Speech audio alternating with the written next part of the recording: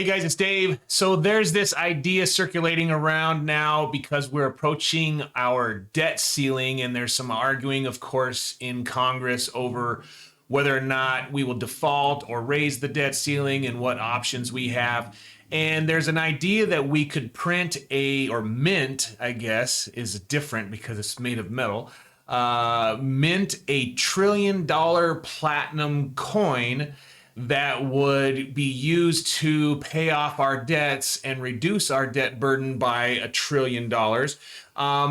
It's actually been circulated a couple of different times. This is more recently from Business Insider. $1 trillion platinum coin could save the U.S. economy from catastrophe. It would be fast, legal, and no bigger than a regular coin. I found articles on this going all the way back to the Obama administration. I think it circulated again, or it raised its head during the Trump administration, and it's never really gained any traction. It is illegal, apparently, for us to print money just to pay debts, but there's some sort of loophole where the Treasury could mint the coin. It would be a physical, actual coin with $1 trillion value, and then it would have to be like deposited, driven over and deposited at the Federal Reserve, and then the Federal Reserve would change the Treasury's balance sheet to say you now have $1 trillion more, and then you could pay debts off or something like that with it. I don't think it'll ever happen because it would make other nations angry because we continue to manipulate the dollar supply.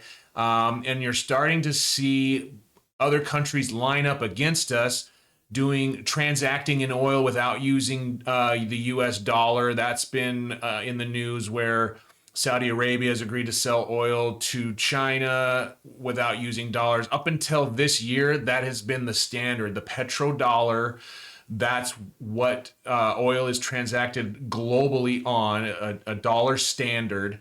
And so now you're starting to see people fall out of favor with the US dollar because there's beginning to be a lot of it in circulation.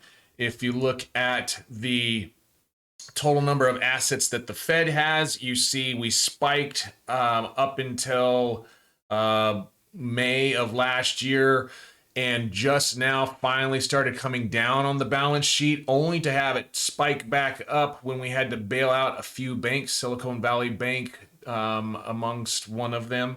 The M1 supply, this is where we really went crazy during COVID with all of the stimulus and instituted all of this money into the system, and that's what caused inflation. Now, there were supply chain issues that is inflationary for sure, but they have long since worked themselves out, and it's just really the stimulus that we got.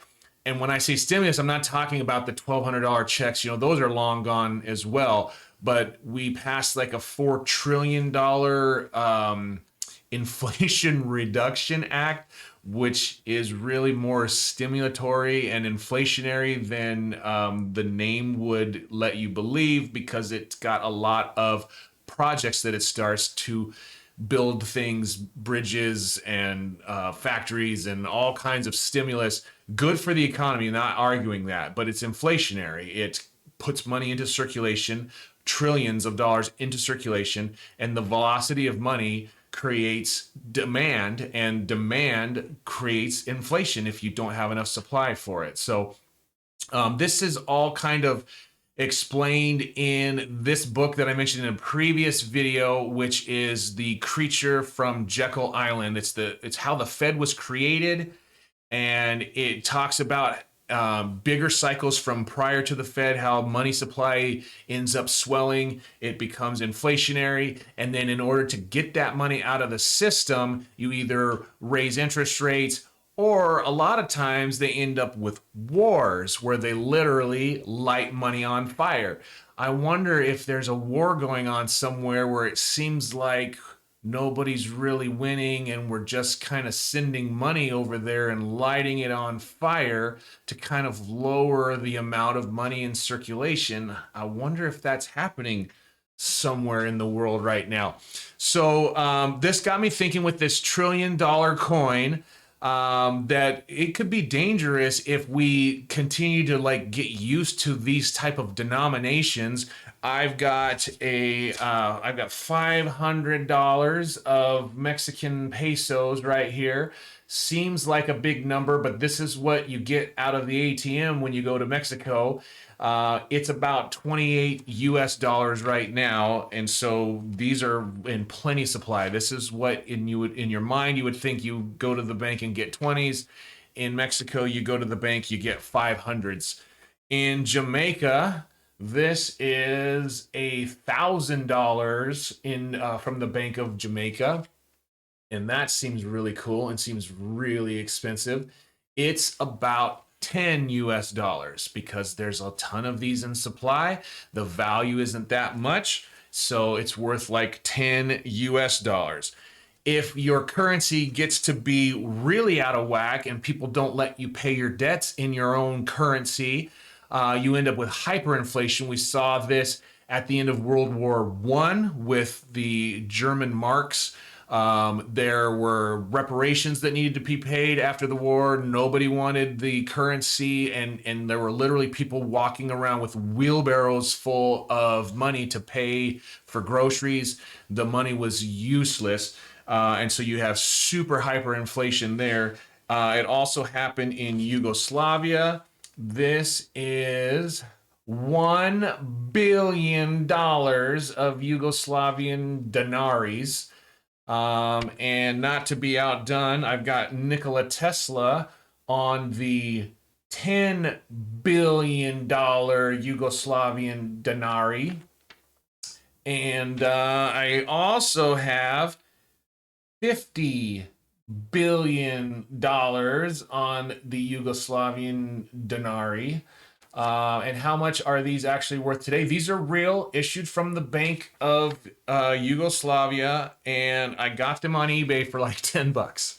So they're more of a novelty item now, but they were actual currency. But when the value of your currency is out of whack with the rest of the world, and you print and print and print, it lowers its value.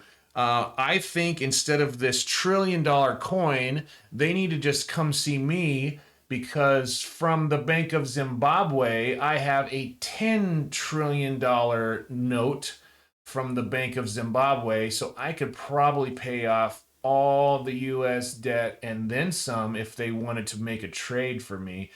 I'd be happy to do that out of the goodness of my heart. So anyway, just a little bit of fun with money from around the world. Anyway, it could be interesting to see how this plays out. They always raise the debt ceiling. They'll figure something out. The Republicans use it as a leverage when it's their turn. If the roles were reversed, the Democrats would use it as leverage on the other end. And I've seen this in my lifetime happen several times, more than 5 that I can remember.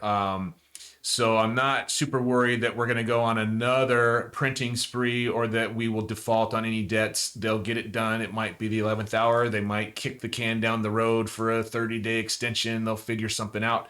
But we are at the point where inflation is still kind of entrenched. It's fallen, but not completely. And interest rates are at uncomfortable levels right now. If we do have a slip up and we need to start stimulating the economy again, we've already flooded it, and we could further align other countries against the US dollar. If those dollars become useless overseas, then they come flooding back to the US, and we may see where $20 isn't $20 anymore. You might need to start pulling 500s out of the ATM. So that's what I've got for you today. If you like this kind of content, please like and subscribe. Thanks a lot for watching. Take care.